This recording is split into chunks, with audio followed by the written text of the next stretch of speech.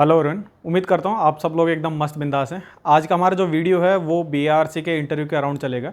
BRC का जो interview है उसमें कुछ बेसिक चीज़ों का आपको ध्यान रखना है।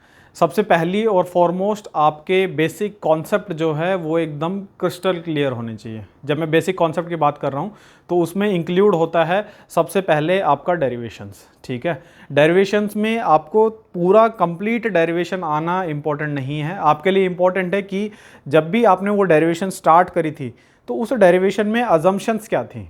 ठीक है, क्या किस एनवायरनमेंट में किस अजम्पशंस के साथ हमने वो डेरिवेशन की थी, उसका प्रैक्टिकल एप्लीकेशन कहाँ तक फीजिबल है। ठीक है, और दूसरा आपने स्टार्टिंग जो की है उस डेरिवेशन की, एक तो अजम्पशन वाला पार्ट हो गया और दूसरा पार्ट वो स्टार्ट कौन सी थ्योरम यूज़ करके की है आप लोगों ने। ठीक है, तो आप जो भी अपने फेवरेट सब्जेक्ट बताएंगे, जैसा कि आप सभी जानते हैं बीआरसी के इंटरव्यू में आप लोगों से आपके फेवरेट सब्जेक्ट पूछे जाते हैं, है ना।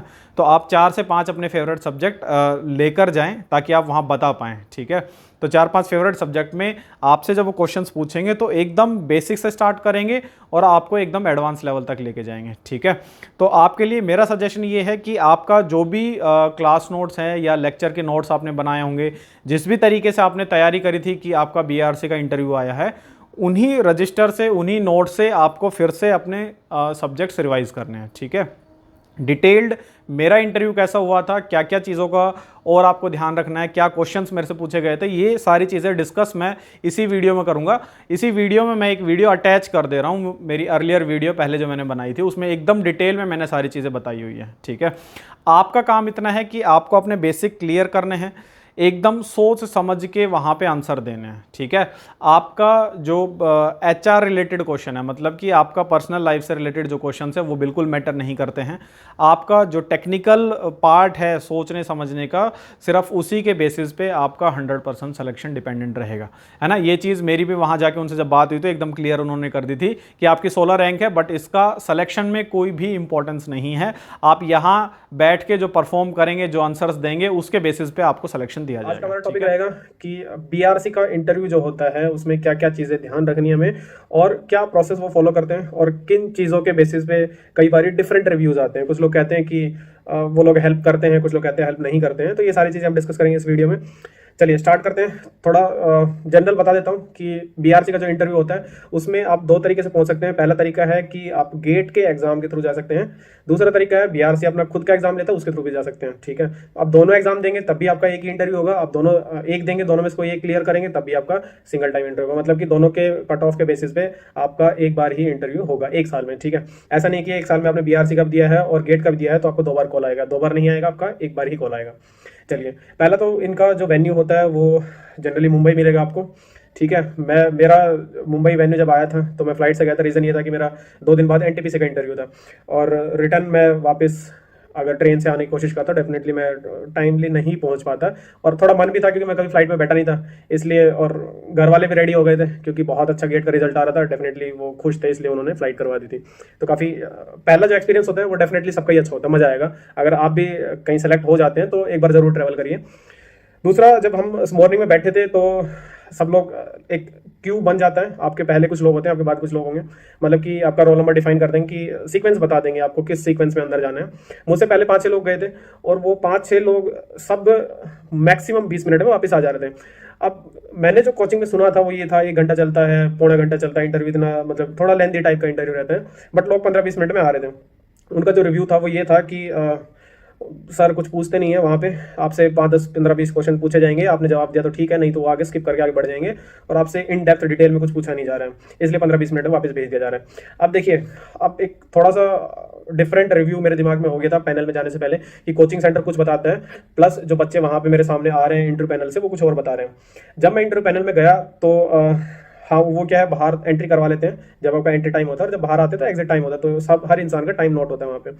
जब मैं अंदर गया तो 5 मिनट वो जनरल बातें उन्होंने मेरे साथ करी। जनरल बातें इसलिए करते हैं ताकि आप नॉर्मल हो जाएं। अगर आप थोड़ा सा एबनॉर्मल है, एबनॉर्मल इन द सेंस थोड़ा नर्वस हो गए हैं, जनरली स्टूडेंट नर्वस हो जाते हैं इंटरव्यू के टाइम पे, मैं भी हुआ करता था। तो नर्वस ना हो और आपका ब्रेन एक्चुअल परफॉर्म करे जो आपके पास नॉलेज है, इसलिए वो लोग आपसे 5-10 मिनट नॉर्मल बातें करते हैं। उस नॉर्मल बातों में मेरे साथ जो मजाक कर रहे थे वो ये था कि भाई आप हरियाणा से, आप यहाँ क्यों बैठे हो। रीज़न ये था कि वो ये मान के चल रहे थे हरियाणा के लोग सिर्फ पहलवानी में और खेती बाड़ी में ज़्यादा ध्यान रखते हैं, तो उनके लिए रिसर्च कैसे, मतलब आपका इंटरेस्ट कैसे रहा रिसर्च में, आप बीआरसी का इंटरव्यू क्यों देना चाहते हो? तो ये जनरल सा उन्होंने बात करी। फिर उन्होंने घर बार के बारे में पूछा था, फैमिली में कौन कौन है, कौन कैसे करते हैं। फिर पूछा कि बीआरसी के इंटरव्यू बारे में तो आपको पता ही होगा कि आपका गेट का जो स्कोर है, मेरी जो 16 रैंक थी, तो उन्होंने कहा कि भूल जाओ कि आपकी 16 रैंक है, क्योंकि आपका सिलेक्शन इस 16 रैंक के बेसिस पे नहीं होगा। तो मैंने कहा हाँ सर मुझे पता है, मेरे कोचिंग सेंटर वालों ने मेरे को पहले बताया हुआ है कि सिलेक्शन जो होता है वो प्योरली इंटरव्यू बेस्ड होता है। इंटरव्यू तक पहुंचना सिर्फ एक आपका एलिमिनेशन राउंड होता है, वहाँ आपका जो परफॉर्मेंस रहेगा वही डिसाइड करेगा। उन्होंने कहा हाँ ठीक है, तो आप फुली तैयार प्रिपेयर्ड हैं इंटरव्यू के लिए, चलिए स्टार्ट करते हैं और आप अपने फेवरेट सब्जेक्ट बताइए।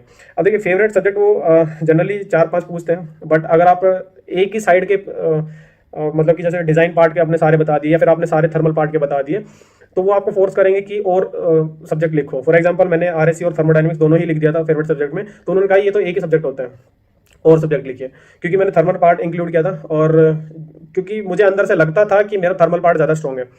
और स्ट्रेंथ ऑफ मटेरियल मैंने सबसे ऊपर लिखा था, क्योंकि वो उस टाइम तक मुझे फील हुआ था कि स्ट्रेंथ ऑफ मटेरियल के क्वेश्चंस मैं बहुत अच्छे से कर लेता हूँ, तो सबसे पहले लिखा था। उसके बाद मैंने 3 सब्जेक्ट और लिखे थे, thermodynamics, RSC and heat transfer. मुझे लगता था कि मेरा जो थर्मल पार्ट है वो बहुत स्ट्रॉन्ग है, इसलिए मैंने वो इंक्लूड किया था।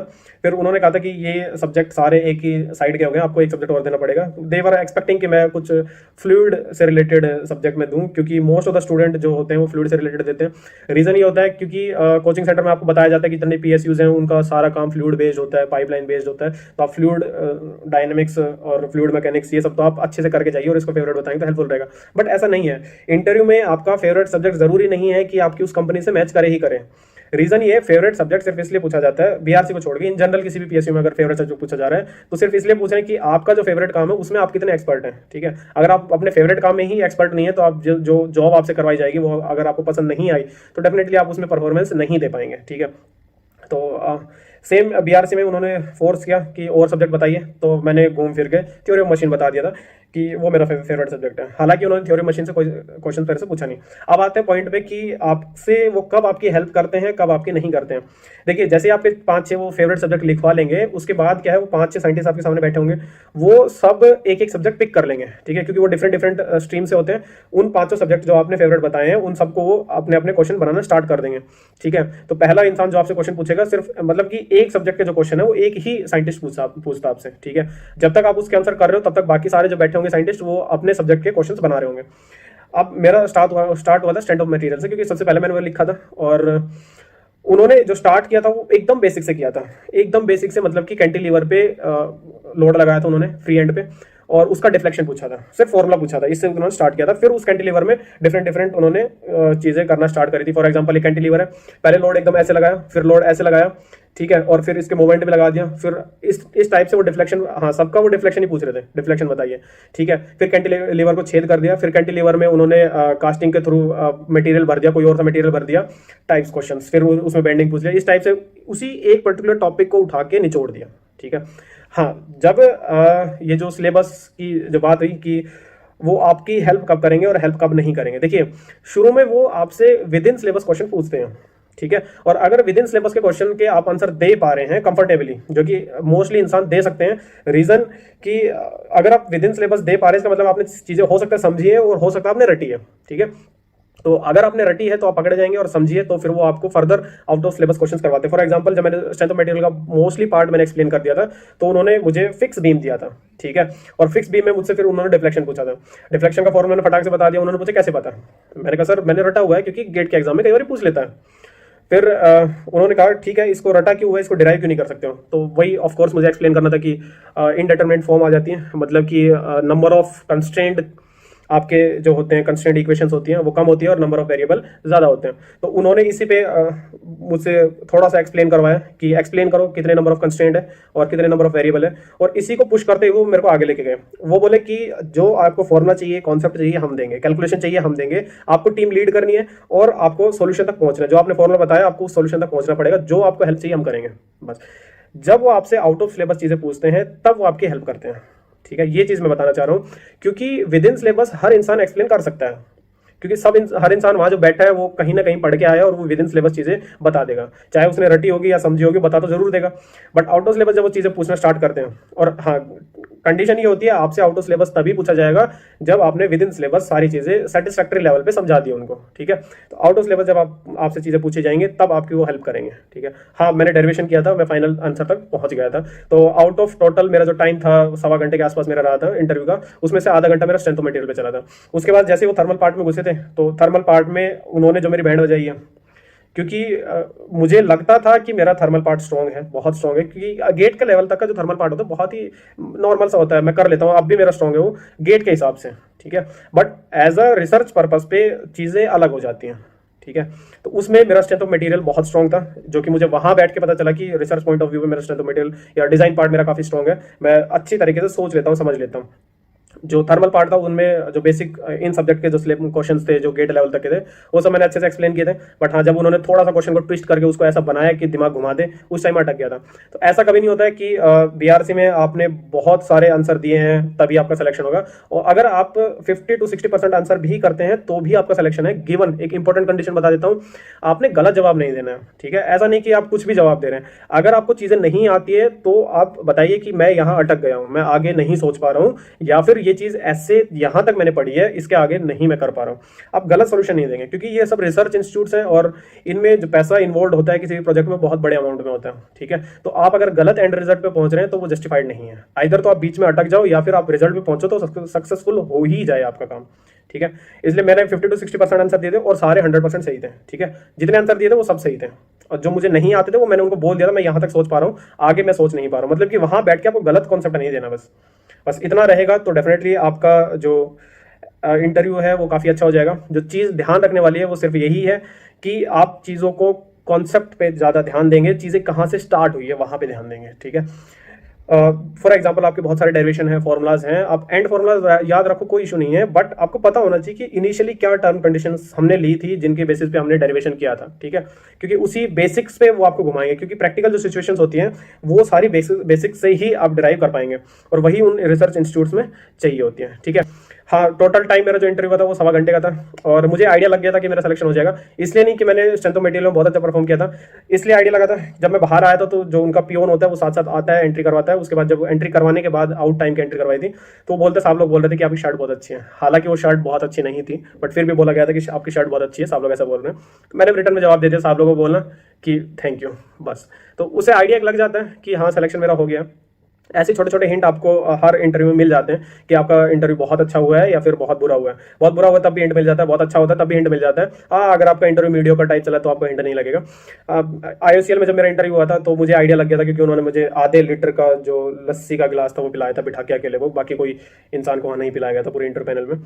तो आइडिया वहाँ से भी लग गया था कि मुझे इंटरव्यू में अच्छे मार्क्स मिलने वाले हैं। तो पॉइंट ये है कि थोड़ा रिलैक्स रहिए इंटरव्यू टाइम में, और मैं प्रेफर करूंगा कि आप मॉक इंटरव्यू जरूर दीजिए, ठीक है।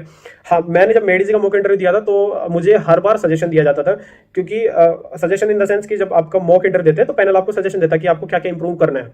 मुझे हमेशा सजेशन देते थे वो लोग कि आप अपना टेक्निकल पे फोकस करिए। भाई कसम से मेरा तो दिमाग घूम गया था कि गेट में 16 रैंक ले आया हूँ और ESC का प्रीलिम्स निकाल लिया है, अब भी पता नहीं मेरे को टेक्निकल कितना पढ़ना पड़ेगा। अब भी मेरे को हर बार बोला जाता है कि आप टेक्निकल पे फोकस करिए। फिर मैंने जब BRC का इंटरव्यू दिया और मेरा बहुत अच्छा इंटरव्यू जब हुआ तो फिर मैंने मान लिया कि मैं ठीक हूँ, इससे ज़्यादा टेक्निकल की जरूरत नहीं है। जब साइंटिस्ट लोगों को मेरे से कोई प्रॉब्लम नहीं है तो पता नहीं कोचिंग इंस्टीट्यूट को क्या प्रॉब्लम होती है। ऑफकोर्स अगर आपके बेसिक्स क्लियर हैं, आप चीज़ें अच्छे से समझ पा रहे हैं, सोच पा रहे हैं, रिलेट कर पा रहे हैं उनको प्रैक्टिकल एस्पेक्ट से, तो डेफिनेटली आपका जो रिसर्च बेस्ड इंस्टीट्यूट का जितने भी इंटरव्यू होंगे वो काफ़ी अच्छे होंगे, ठीक है। इसके अलावा कोई वीडियो आप किसी पर्टिकुलर टॉपिक पे चाहते हो आप कमेंट्स में डाल सकते हैं।